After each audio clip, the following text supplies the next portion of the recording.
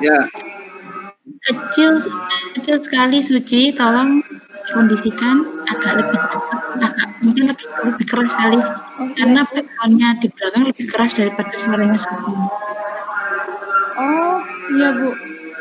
Ya, Dekat masjid agak keras ya. Iya. Oke, agak keras ya Suci ya. Baik, Suci. Silahkan mempresentasikan hasil risetnya. Durasi paling lama 10 menit, kita mulai dari pukul 10.48. Nanti kalau sudah 10.58 otomatis saya akan reminder untuk memberikan. Itu ya Suci ya. Iya Bu. Baik Bu. Sebentar ya Bu, saya persiapkan dulu untuk presentasinya.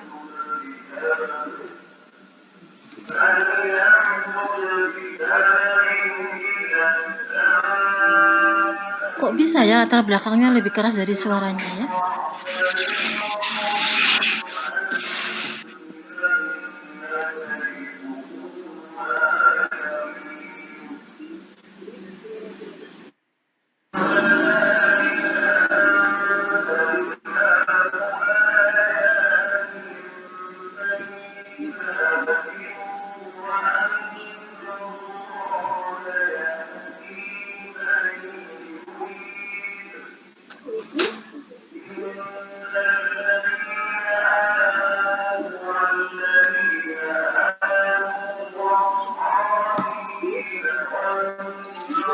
Sudah Bu, apakah paparan saya terlihat? Ya, sudah. Oh ya, baik. Terima kasih. Assalamualaikum warahmatullahi wabarakatuh. Waalaikumsalam warahmatullahi Selamat pagi. wabarakatuh. Terima kasih atas kesempatannya. Di sini saya Suci Umi Ijtihad Isnaini NPM 158 akan mempresentasikan usulan skripsi saya yang berjudul Analisis Fraud Hexagon Theory sebagai pendeteksi kecurangan pada laporan keuangan studi pada BUMN di Indonesia periode 2016-2018.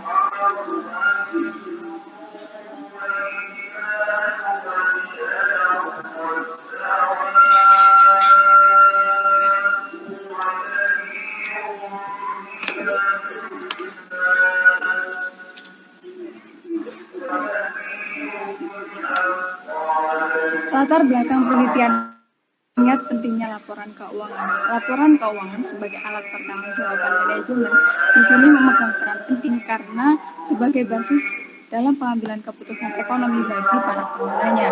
Oleh karena itu, laporan keuangan seharusnya andal dan dapat dipercaya. Dalam rangka memenuhi keinginan berbagai pihak yang berkepentingan, kadangkala mendorong manajemen untuk melakukan kecurangan pada laporan keuangan atau sering disebut dengan fraud. Hal ini sesuai dengan survei yang dilakukan oleh ACFE Indonesia bahwa ternyata 4 dari 10 responden yang dilakukan survei oleh ACFE Indonesia menyatakan bahwa kerugian yang diakibatkan oleh kecurangan pada laporan keuangan di atas 10 miliar. Hal ini juga didukung oleh penelitian yang menunjukkan bahwa ternyata rata-rata 5% dari organisasi terkena fraud. Kasus-kasus mengenai fraud akhir-akhir ini juga banyak terungkap. Salah satunya misalnya kasus pada Garuda Indonesia, di mana pada laporan keuangan tahun 2018 dia mencatatkan keuntungan padahal seharusnya mengalami kerugian. Ini menurut hasil audit dari OJK menyatakan bahwa Garuda Indonesia harus melakukan penyajian kembali dan ternyata memang terbukti terjadi. Ini merupakan pernyataan dari BPK. Dalam penelitian ini, fraud pada BUMN perlu menjadi perhatian karena ternyata dalam survei ACF Indonesia, selain dari kasus Garuda yang baru terungkap, 58,8% perusahaan yang berstatus BUMN adalah industri yang paling dirugikan karena fraud. Nah, oleh karena itu, fraud tidak bisa dianggap cuai dan patut menjadi perhatian. Perkembangan teori terkait fraud juga terus dilakukan, mulai dari fraud triangle, fraud diamond, fraud pentagon, hingga yang terbaru adalah fraud hexagon yang dikeluarkan oleh Rosinas.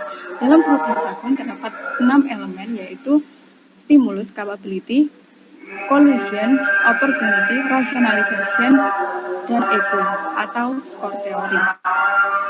Penelitian-penelitian yang berkaitan dengan fraud hexagon teori ternyata menggunakan beberapa proksi dari variabel independen dan dependen yang berbeda dan sehingga menghasilkan hasil penelitian yang berbeda. Oleh karena itu, penelitian ini menggunakan rumusan masalah. Mohon maaf Bu, ini presentasi saya masih loading.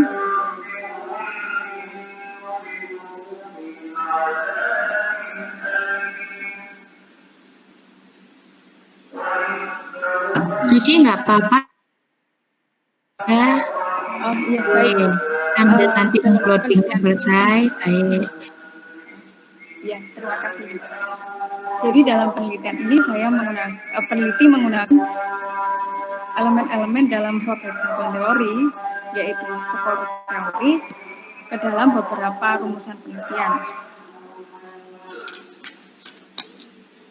Yang pertama adalah apakah financial stability dapat mendeteksi kecurangan pada laporan keuangan.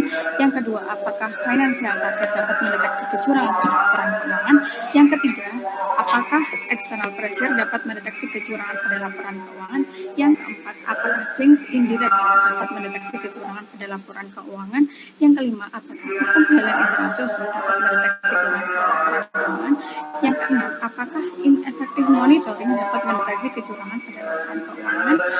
Yang kedelapan, apakah ineffective monitoring dapat mendeteksi kecurangan pada laporan keuangan.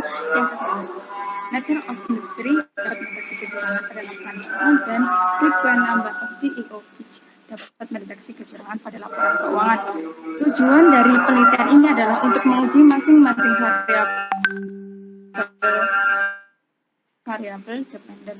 Kemudian manfaat dalam penelitian ini praktik dan juga manfaat akademik. Manfaat praktik diharapkan nantinya dapat digunakan oleh para pengguna laporan keuangan untuk mendeteksi kecurangan pada laporan keuangan. Sedangkan manfaat akademiknya diharapkan nanti dapat digunakan sebagai bahan referensi untuk penelitian terkait utamanya pada penelitian fraud hexagon teori. Kemudian saya lanjut ya Bu. Kemudian untuk landasan teori dalam penelitian ini menggunakan beberapa penelitian terdahulu. Terdapat tujuan penelitian terdahulu dengan hasil penelitian yang berbeda-beda, yang diantaranya mendukung dan menolak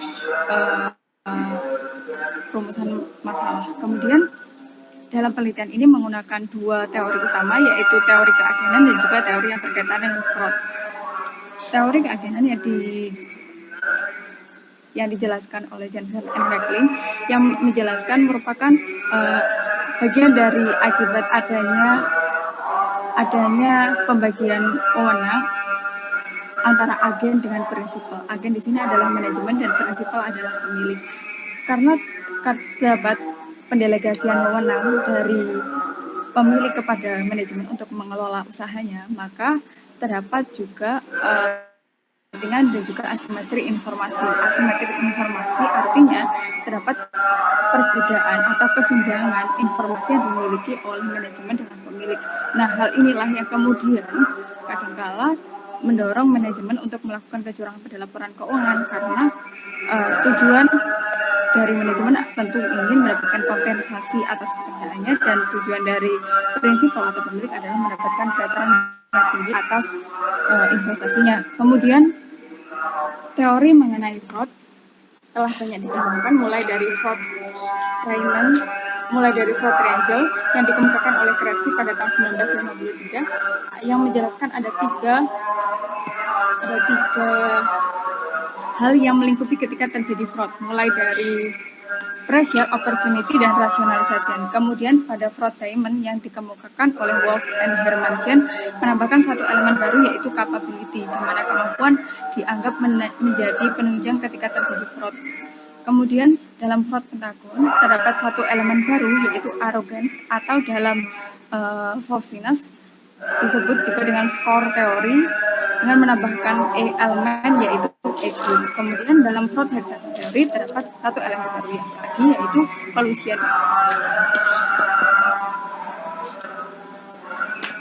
Kemudian di latar belakang dan juga teori-teori yang telah diajukan oleh peneliti, maka peneliti dapat mengumpulkan hubungan antar variabel sehingga menghasilkan kerangka Prickle sebagai berikut, di mana elemen-elemen dalam pengukur fraud hexagon teori yaitu stimulus, probability, collision, analysis, dan ego diproksikan dengan masing-masing variabel X yaitu financial target, financial stability, external pressure, capability diproksikan dengan change in director, collision diproksikan dengan pengendalian internal cash flow, opportunity diproksikan dengan ineffective monitoring, dan nature of industry, rationalization diproksikan dengan change in auditor, dan ego diproksikan dengan frequent number of CEO.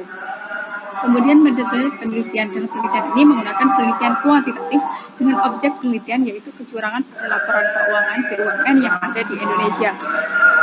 Operasionalisasi dan pengukuran variabel dalam penelitian ini, pengukuran variabel kecurangan pada laporan keuangan, financial target, financial stability, external pressure, ineffective monitoring, nature of industry, dan frequent number of CEO pitch diproksikan diukur menggunakan skala pengukuran rasio, sedangkan change in director, sistem pengendalian internal cash flow, change in auditor diproksikan menggunakan variabel dummy. Teknik penentuan sampel purposive sampling, di mana populasi yang menjadi penelitian ini adalah BUMN yang ada di Indonesia, kemudian dilakukan pengkategorian dengan kriteria. Yang pertama adalah perusahaan BUMN yang terdapat di Bursa Efek Indonesia pada periode 2016 sampai 2018, kemudian yang tidak tersuspensi, sehingga dari 115 total populasi terdapat 16 perusahaan yang tergolong masuk dalam kriteria tersebut, sehingga diperoleh 48 data. Teknik pengumpulan data ini yaitu dengan menggunakan data sekunder berupa laporan keuangan yang diunduh dari website resmi masing-masing BUMN. Kemudian teknik analisis dan uji hipotesis dilakukan dengan partial least square dengan software WAPLS. Kemudian juga dilakukan statistik deskriptif, auto model, inner model, uji kocekuan model, dan uji simulasi. Selanjutnya adalah Suci, mohon maaf waktunya udah habis. Iya Bu, baik. Kasih tambahan ya untuk sudah pembahasan ya, final kesimpulannya aja deh 1 menit ya. Kesimpulan, silakan. Saya kasih tambahan 1 menit. Kesimpulan. Iya Bu. Mohon maaf, ini presentasi saya masih loading. Jadi untuk kesimpulannya dalam penelitian saya, penelitian kali ini yang dilakukan oleh peneliti hanya terdapat 2 variabel yaitu finance juga nature of industry yang berpengaruh terhadap kecurangan pada laporan keuangan. Nature of industry berpengaruh signifikan dengan arah hubungan negatif. Artinya di sini ketika perusahaan ingin menunjukkan bahwa perusahaannya memiliki stabilitas yang baik, artinya memiliki piutangnya lebih kecil, artinya kas yang digunakan untuk operasional perusahaan juga lebih besar.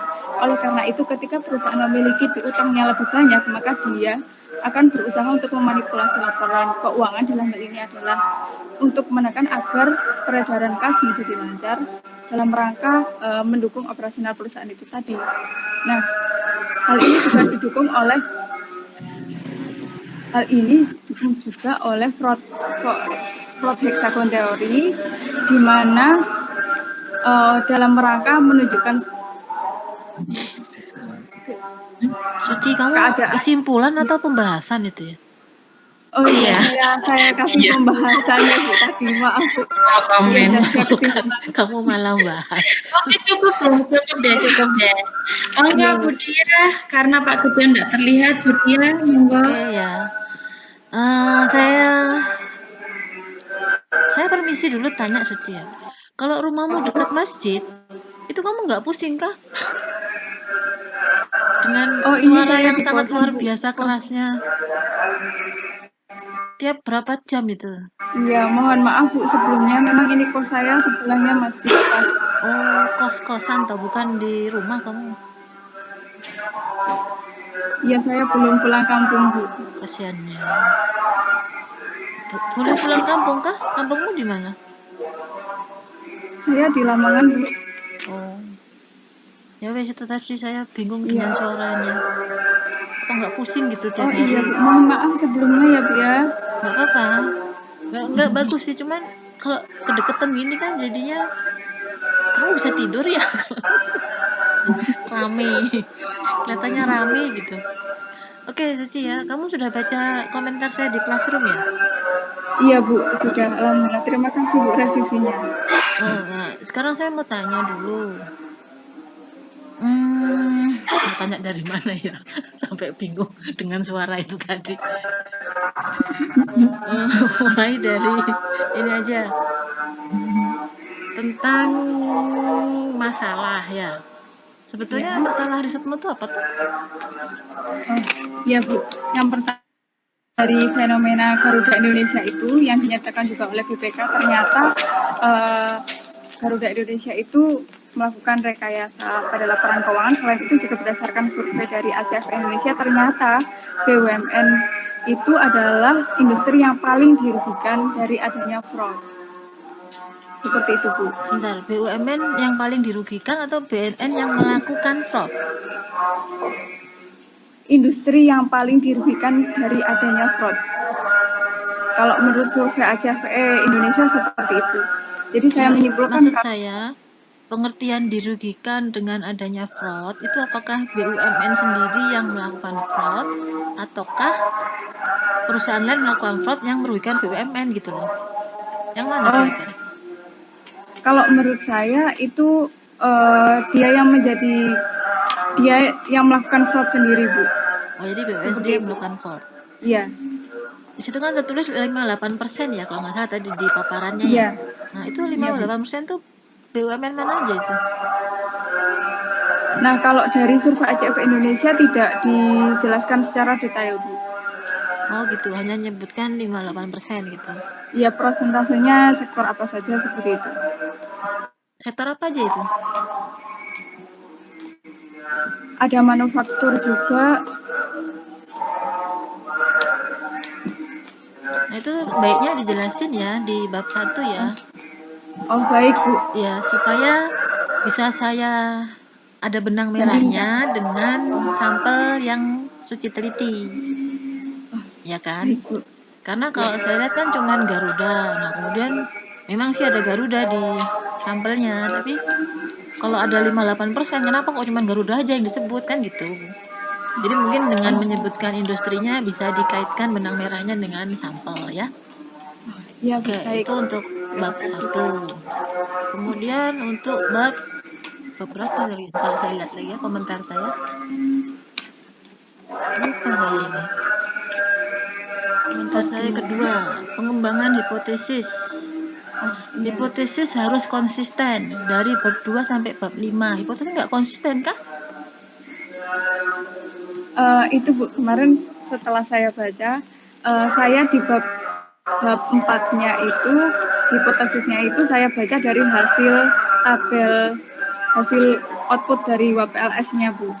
Sebentar, hipotesis yang kamu baca atau hasil hipotesis yang kamu baca? Saya baca. Jadi yang saya maksud samakan hipotesisnya. Bukan saya minta samakan hasil dengan hipotesis. Saya nggak tahu harusnya bagaimana ya. Logika saya hipotesisnya nggak berubah gitu. Tapi tempatmu kan berubah. Kemudian di bab 2 tentang kerangka pikir. Coba bisa dilihat di halaman kerangka pikir halaman berapa itu ya? Ya Bu. Bentar. Kerangka pikir. Halaman 38 Bu. Nah, itu ada stimulus, ada capability. Itu kenapa dimasukkan? Apakah itu variabel atau apa ya? Oh, jadi dalam konteks gimana itu maksudnya? Iya Bu. Terima kasih sebelumnya. Dalam proses hexagon teori dan penelitian saya ini ada 6 unsur Bu. Ada stimulus, capability, collusion, opportunity, rationalization, dan ego. Yang kemudian ini diproksikan menggunakan variabel X-nya. Seperti itu. Oke, nah jadi kalau kamu gambarkan dalam kerangka pikir, seolah-olah dia variabelnya gitu loh. Oh, seperti itu.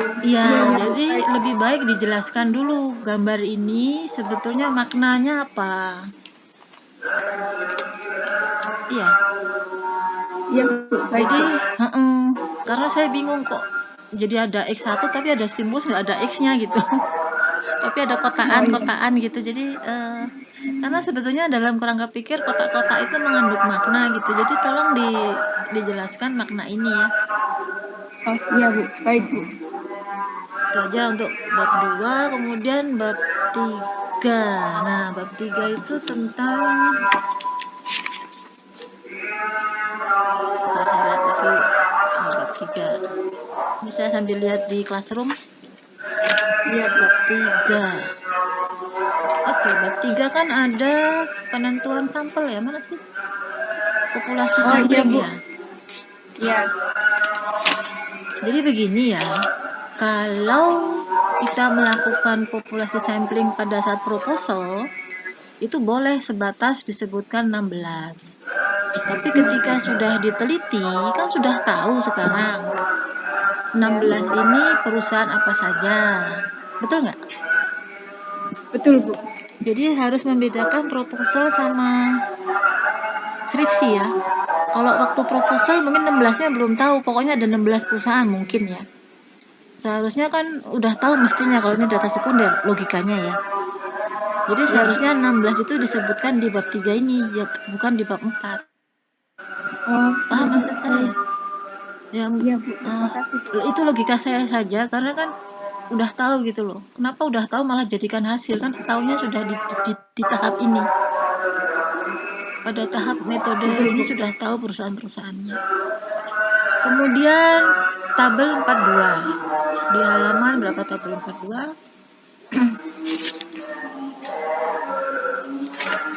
Tabel 42 ya. Ya Bu. Di halaman 52. Tabel 42 itu kalau coba saya dibacakan untuk rowannya. Dari tabel 42 saja coba bacanya bagaimana? Ya, di situ ditunjukkan pada tabel 4.2 ROA terdapat dari sampel dari data yang berjumlah 48 terdapat nilai minimum atau nilai ROA terendah diperoleh sebesar minus 0,057, yaitu yang diperoleh oleh Garuda Indonesia pada Sebentar. Kamu baca tabel 42 kan? Tolong jangan baca yang lain, 42 saja yang dibaca. Oh iya Bu. Iya, yang saya minta adalah bacalah tabel 42, oke? Nah sekarang baca. Iya. Dari hasil statistik deskriptif tabel 4.1 dari sejumlah data yaitu 48 data diperoleh nilai minimum yaitu nilai terendah ROA sebesar minus 0,057 dan nilai maksimum atau nilai ROA tertinggi atau target keuangan yang tinggi yaitu 0,165 dengan rata-rata yaitu 0,033. Artinya di sini menunjukkan bahwa rata-rata perusahaan yang menjadi sampel penelitian sebanyak 3,3% adalah target keuangan yang ditentukan oleh mereka. Kemudian nilai minimum atau yang target ROA terendah yaitu sebesar 5,7, artinya di sini ia mengalami kerugian, makanya terdapat tanda minus. Kemudian untuk nilai maksimumnya 0,165 atau 16,5%, artinya di sini target keuangan yang ditetapkan oleh perusahaan tersebut sangat tinggi. Seperti itu. Udah jelasnya. Pertanyaan saya, kelihatan nggak PT Garuda di tabel 42? Nggak kelihatan. Terus kamu tahu bahwa itu PT Garuda dari mana? Dari tabulasi data. Tabulasi datanya ada di mana? Di lampiran. Lampiran berapa?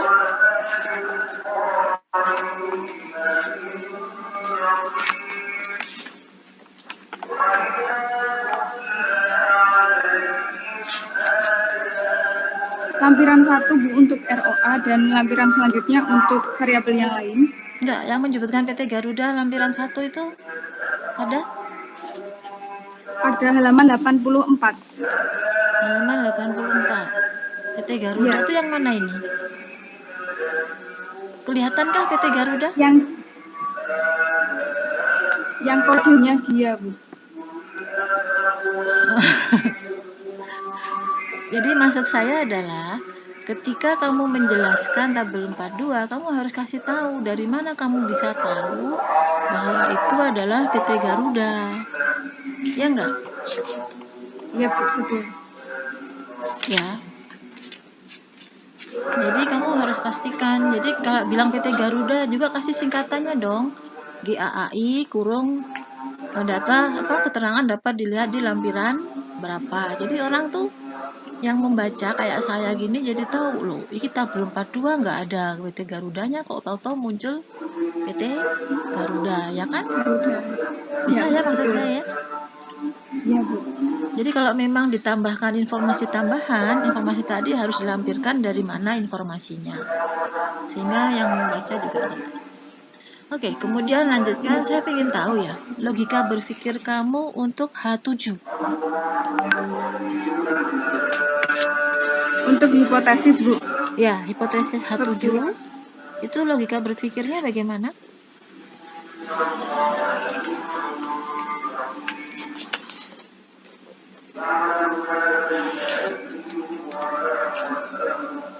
Oh iya, Bu, begini kan saya untuk variabel ke-7 nature of industry, di situ dilihat perubahan. Nature of industry sendiri apa? Sebentar, nature of industry sendiri apa? Itu menunjukkan keadaan ideal sebuah perusahaan, Bu. Artinya dia dapat kasnya lancar, kemudian utangnya juga tidak tinggi, seperti itu. Aman seperti itu untuk menunjukkan bahwa dia keadaan perusahaannya itu ideal dari situ. Jadi nature of industry itu kamu ukur dengan apa ini? Saya ukur dengan nature of industry receivable. Piutang. Iya, piutang. Piutang yang ideal tuh kayak gimana? Nah, piutang itu perusahaan dikatakan ideal jika dia mampu memperkecil piutangnya. Artinya ketika piutangnya telah dibayar oleh para orang yang memiliki piutang, artinya dia kan kasnya lancar, Bu. Seperti itu. Kas untuk operasional perusahaan. Jadi dikatakan ideal jika dia mampu memperkecil piutangnya. Seperti itu. Oleh karena itu mendorong para manajemen ketika dia ternyata punya piutangnya tinggi, dia akhirnya melakukan manipulasi pada laporan keuangan utamanya pada akun ini dengan cara mengurangi jumlah piutang atau menghapus piutang yang jangka penagihnya masih panjang. Seperti itu. Jadi kalau menurut Suci, kalau NR-nya tinggi berarti kecurangannya tinggi atau rendah? Mohon maaf, Bu. Kalau NR-nya tinggi, kecurangannya tinggi atau rendah? Iya, Bu. Jadi di penelitian ini saya menggunakan Saya nggak dengar suara hasil penelitian sampai telinga saya tempel di komputer. Oh iya, Bu, mohon maaf sekali. Jadi dalam penelitian ini saya ada dua hasil penelitian terdahulu yang saya jadikan acuan.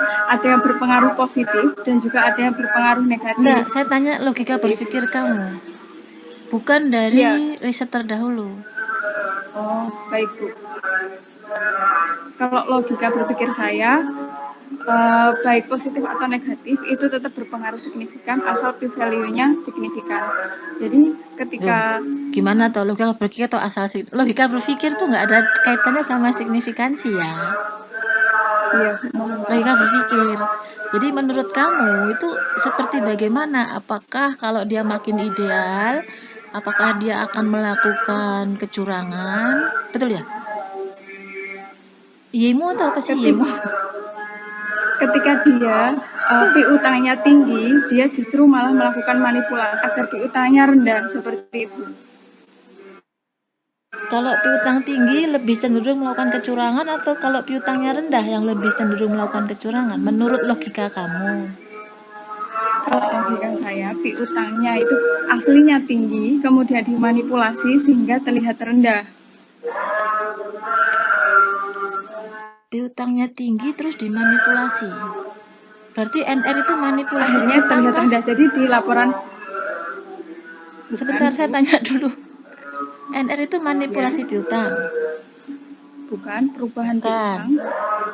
Perubahan piutang, ya kan? Ketika piutangnya tinggi, akhirnya apa? Yemu apa sih yemu? Kecurangan pada laporan keuangan. Nah, kecurangan pada laporan keuangan kan? Bukannya terus memanipulasi piutang kan? Iya, bukan? Iya. Paham maksud saya nggak? Iya. Nah, pertanyaan saya tadi, logika berpikirnya, kalau piutang perusahaan tinggi, apakah cenderung melakukan kecurangan atau tidak? Cenderung, Bu. Cenderung melakukan kecurangan. Berarti logika berpikirmu adalah hubungannya positif, bener nggak ya? Atau hubungannya negatif?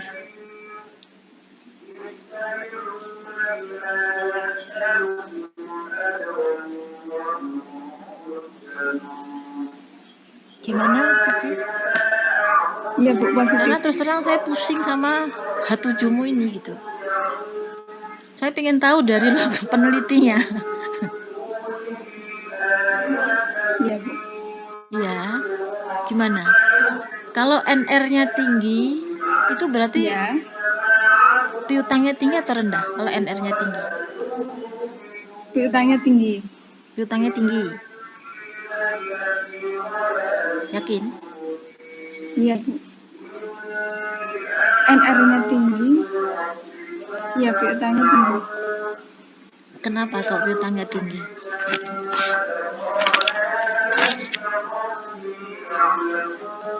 Itu kan menunjukkan kalau piutang tahun sekarang itu lebih tinggi daripada tahunnya sebelumnya, Bu. Kalau NR-nya tinggi. Oh gitu. Nah, berarti kalau NR-nya tinggi, berarti kan cenderung melakukan tindakan kecurangan. Berarti kan hubungannya positif toh? Iya. Secara logika berpikirmu dari risetmu ini. Iya, Bu. Iya. Nah, kemudian hasilnya bagaimana? Hasilnya negatif. Negatif. Berarti hipotesismu terbukti atau enggak?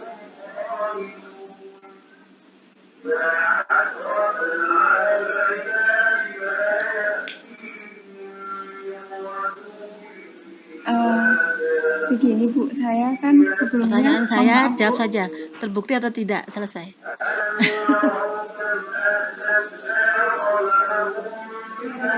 Satu, hipotesis dikembangkan dari riset sebelumnya dan logika berpikir dan teori, ya kan? Iya, Betul? betul. Nah, ketika ternyata hipotesismu bilang harusnya adalah positif dan dibuktikan hasilnya adalah negatif, pertanyaan saya, hipotesismu diterima atau ditolak?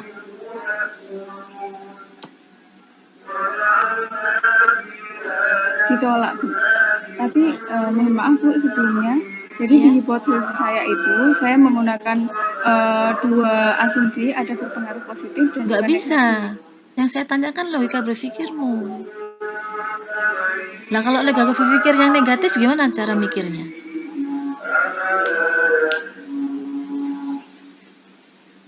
Iya, Bu. Jadi jangan dijadikan hasil riset sebelumnya tuh asal jadi premis. Betul nggak? Kan gini ya, burung adalah unggas, ayam adalah unggas, burung bisa terbang, berarti ayam bisa terbang, apa begitu? Tidak. Tidak kan? Nah, Tidak. makanya saya bilang premismu yang salah gitu. Nah, ketika premismu itu salah, jangan kamu pakai sebagai dasar membentuk hipotesis. Apalagi pakai metode PLS, karena metode PLS itu pasti harus menganalisis koefisien, benar nggak ya? Iya. Nah, koefisienmu ternyata negatif meskipun signifikan. Padahal hipotesismu harusnya positif dan harusnya signifikan, kan gitu. Kan yang penting itu gitu loh. Jangan sampai nanti orang mengira hasil risetmu itu abu-abu gitu. Pokoknya piutang itu berpengaruh sama ini gitu. Nah, pengaruhnya bagaimana itu harus dijelaskan gitu. Ya, Ya, Bu. Terima kasih, Bu. jadi nggak bingung dalam ini. Oke, kemudian pembahasan. Nah, pembahasan kamu seperti yang ditolak tuh hal berapa ya kamu ya? Yang ditolak H2 sampai H9, Bu.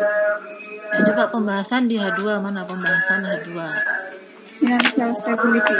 44 berapa H2 itu?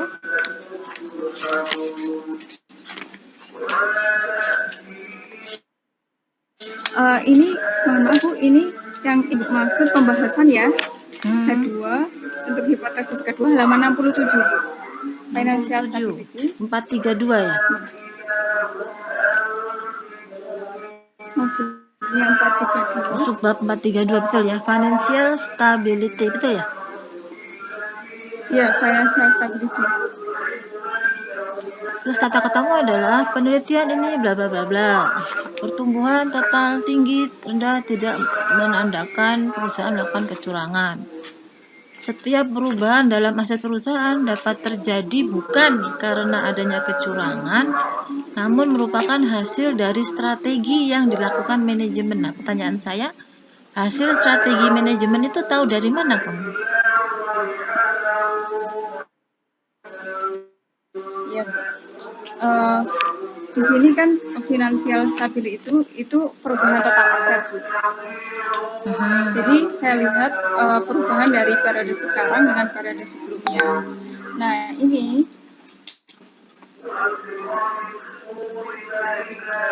ketika terjadi perubahan artinya dia menggunakan strategi. Itu tahu dari mana? Itu, Bu. Tahu dari mana?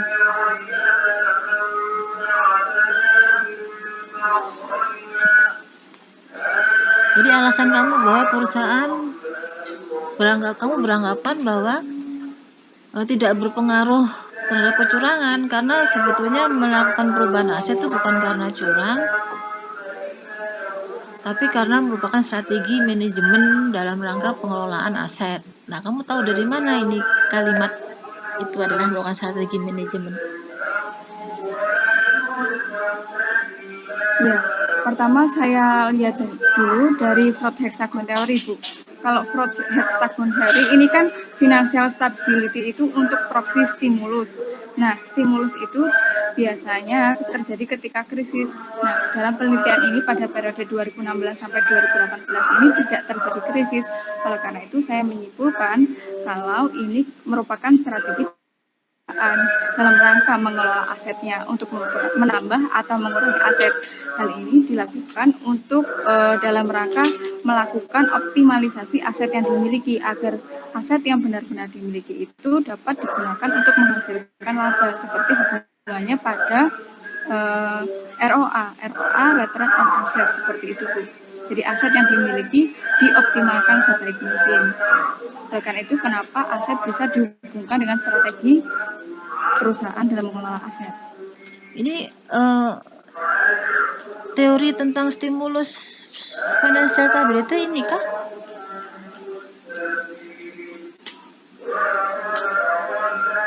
Bagaimana, Bu?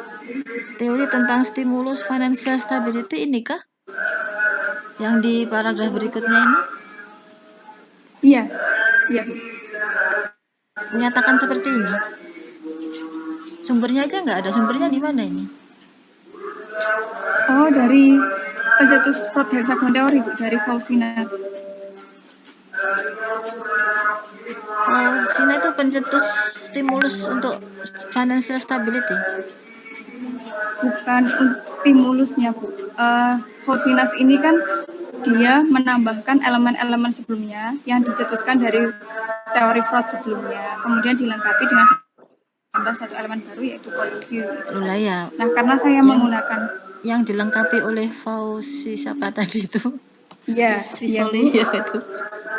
Ya. Itu apakah stimulus ini financial stability? Iya, Bu.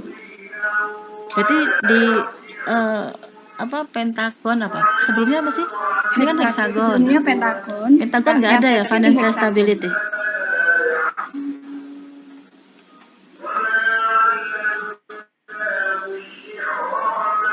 Ya Bu, yang sebelumnya pentagon yang saya teliti ini hexagon. Enggak, pertanyaan saya di Pentagon ada nggak financial stability sebagai stimulus? Ada, Ada. Berarti bukan penentunya bukan via view tadi kan? ya. Sebelum Pentagon apa lagi? Ada lagi Bu, diamond. Sebelumnya juga ada triangle. Jadi Nah, ini teori dasar dari stimulus. Stimulus, ya oke. Stimulus untuk ini financial stability itu apakah ada udah dari awal waktu triangle atau baru muncul di mana dia? Ya. Iya, dari triangle. Dari triangle kan? Nah, triangle apa menyatakan seperti ini triangle-nya?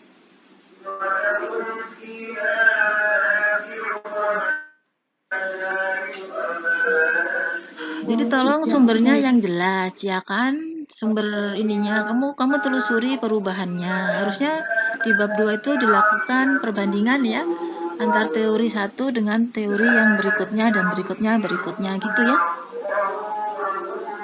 Baik, Suci. terima kasih Bu. Yo ya. Oke, kemudian yang lainnya sih masalah ini saja. Oke, saya kira udah itu Bu Rida selesai saya. Matur nuwun Bu ya. Wah, ini satu memborong semua ini. Jadi itu apa yang jadi ininya Bu Diah tadi tolong benar-benar dicatat karena ada beberapa memang yang poin yang saya tanyakan ternyata dia sudah menanyakan.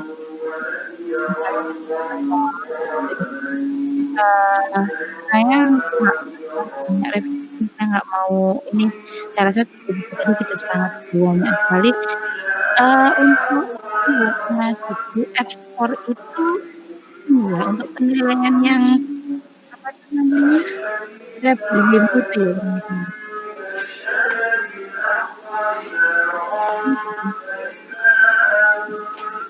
Suci. Ya Bu. Iya, Suci on kan aja. Nah, jadi yang dimaksud dengan namanya App Store yang di apa namanya yang di Google itu ada App Store. App Store itu ternyata untuk kamu caranya mengukur apa itu? Mengukur apa ini? Mengukur yang apa? Mengukur kecurangan pada laporan keuangan Bu. Cara belinya kan, kecurangan, ya kan? Cara belinya kan? Ya. Nah, Ya. itu terus habis itu kecurangan. Itu nanti Suci juga ya, yang abstrak in English juga dipasang, nggak direview lagi rasa abstraknya ini rasanya kok kurang banyak yang kurang pas. Itu menurut saya revisi abstrak itu nanti Suci kan tentunya kalau mahasiswa bintangnya Pak Gideon pastinya suruh baca jurnal internasional ya. Nah dari jurnal internasional itu nanti dicontek salah satu yang bikin abstrak yang baik itu bagaimana gitu ya nanti buat dicontek. Saya rasa dari materinya Suci ini tadi saya nggak perlu banyak bertanya sudah diborong semua sama Bu Dia. Saya cuma pengen tahu Suci sekarang saya nguji dari treatment accounting-nya aja ya. Data benar disebutkan oleh Bu Dia tadi kalau menggunakan PLS, Suci kan pakai Word PLS ya, apa aja kalau dimasukkan ke Word PLS itu ya jadi akhirnya mesti jadinya jadi gitu ya. Tapi apakah tadi pertanyaannya Bu Dia pakai BP, bisa terdapat aja bisa terbang itu kan harus logika thinkingnya harus benar-benar nyampe gitu loh, jangan sampai yang seperti disebutkan tadi sama Bu Dia premisnya apa ininya apa itu kan juga nggak pas. Suci itu nanti mohon yang koreksi sama Bu Dia benar-benar dikerjakan ya karena ini sudah ini.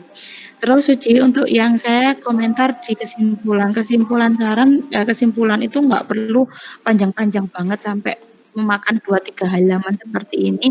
Kesimpulan tuh cukup ya namanya kesimpulan. Yang benar tuh kesimpulan tapi Suci di sini tulisnya penutup ya. Coba nanti dicek ya buku panduan. Kesimpulan saran apa penutup. Nah, itu nanti yang namanya uraian itu udah nggak ada di situ, udah dibahas di bab 4 aja. Jadi kesimpulannya itu nanti yang singkat-singkatnya aja ya, yang namanya kesimpulan pasti yang singkat gitu ya. Terus, ini jadi revisi dari saya cukup di abstrak sama kesimpulan aja. Nanti kontennya Suci di risetnya Suci tadi udah dikoreksi sama Budi ya.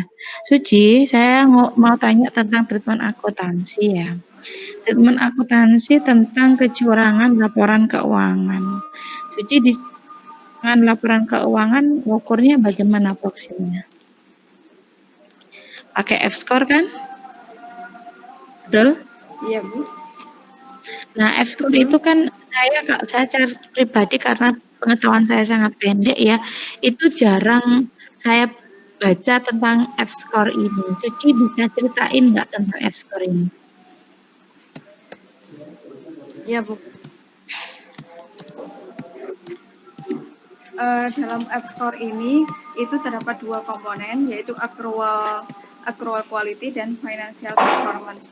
Nah, jadi kenapa F-score ini digunakan sebagai proksi untuk mengukur kecurangan pada laporan keuangan? Karena di sini melibatkan akun-akun yang biasanya terjadi kecurangan laporan keuangan. Selain itu bisa juga dilihat karena di sini rumus-rumus yang digunakan di dalam accrual quality dan financial performance merupakan perubahan. Jadi dilihat dari perubahan pada periode sekarang dengan periode yang sebelumnya, sehingga dibandingkan.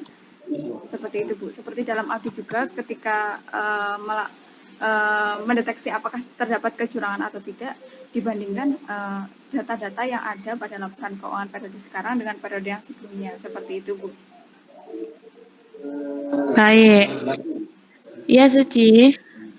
Halo, ketika kita berbicara ya, F-score itu sama dengan accrual quality ditambah financial performance ya, atau dengan rumusan-rumusan yang ada.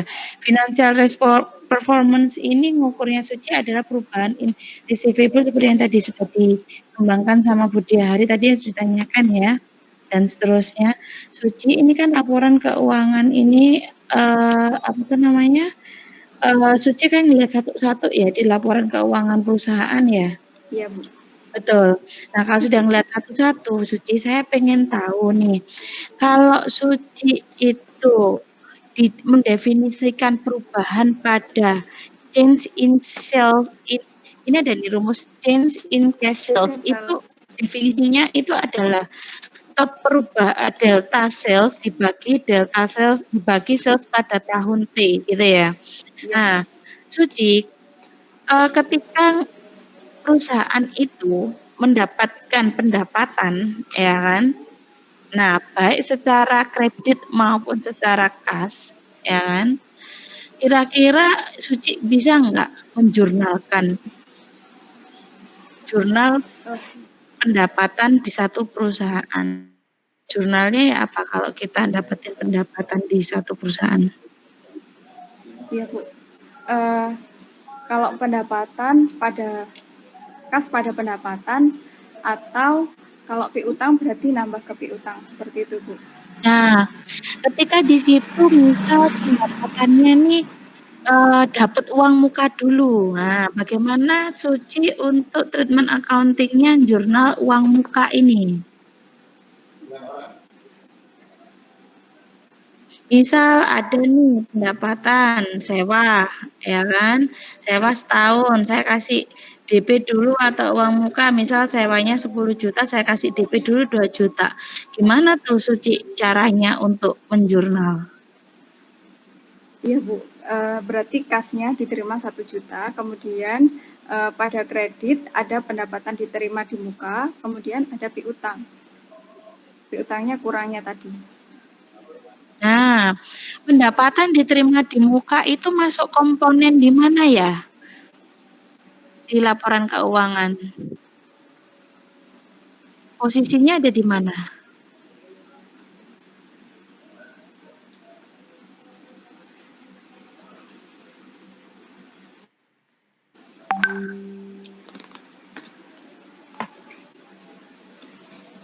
Suci kenapa nggak bisa atau ada sama teman? Hah?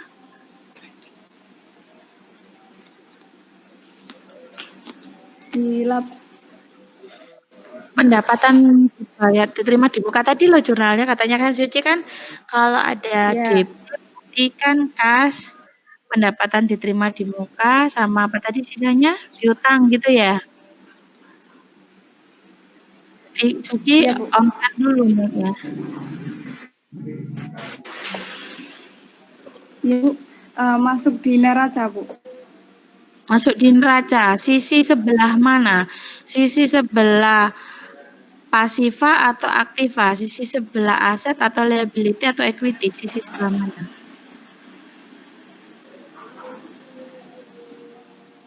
Aktiva Bu. Aktiva? Oke, kalau gitu yakin ya Suci ya? Iya Bu. Oke Pak Gideon, saya rasanya sudah. Monggo Pak Gideon. Pak Gideon, adakah masukan untuk mahasiswa bimbingannya atau perlu diuji juga sama Pak Gideon? Monggo.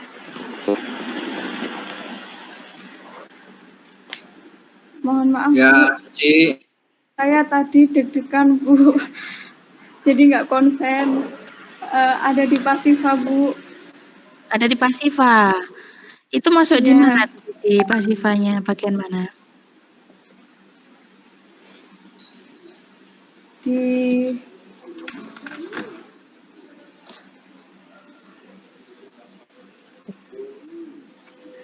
Ya kebanyakan denger adzan apa orang ngaji. Iya, itu kalau Suci saya rasa cukup. Ya, Pak Gideon silakan Pak iya Gideon. Bu. Nah, Suci, selesaikan ya. Iya, Dalam waktu iya, maksimal Pak. 1 bulan. Ya, Budi ya. Iya Pak. Oh, ya. Oke. Wida, monggo. Oke. Sudah ya Pak Gideon nggak ada nguji kah? Ya. Nggak ada. Baik Pak Gideon. Suci tetap semangat. Yang dilakukan Suci hari ini sudah sangat bagus sekali. Ya, Iya, ya Bu. namanya ujian yang seperti ini. Suci mohon dipanggilkan teman terakhir kita ya. Diva Iya, ya Bu. dipanggil Terima ya. kasih banyak. Ya, Sami-sami. terima kasih banyak Bu Rida, Bu Dia, Pak Gideon. Ya, sama-sama. Assalamualaikum. Waalaikumsalam.